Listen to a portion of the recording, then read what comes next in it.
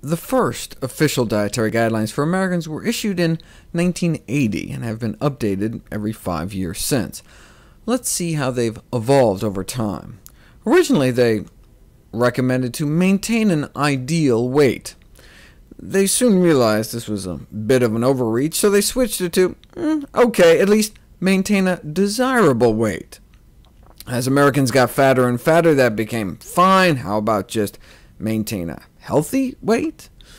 By the 1990s, they just apparently gave up and advised Americans to at least improve their weight, or at least aim for a healthy weight. And by 2005, apparently the best we can do is just try to manage it.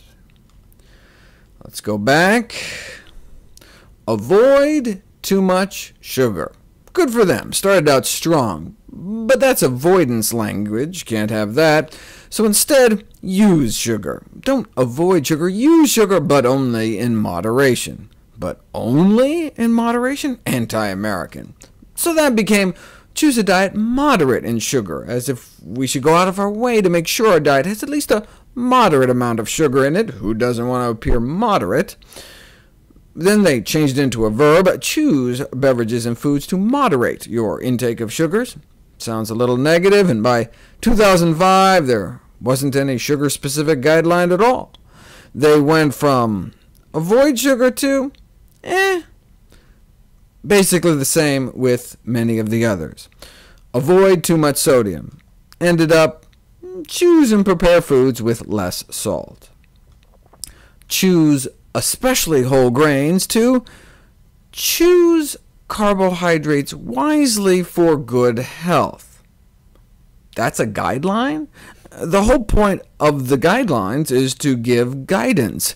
That's like asking your mechanic what's the best way to maintain your car, and them saying, wisely.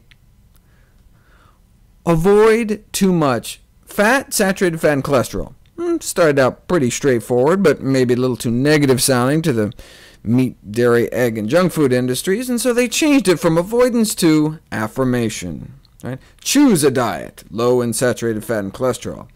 Of course, even that was too bold, and so again left with the cryptic, choose fats wisely for good health.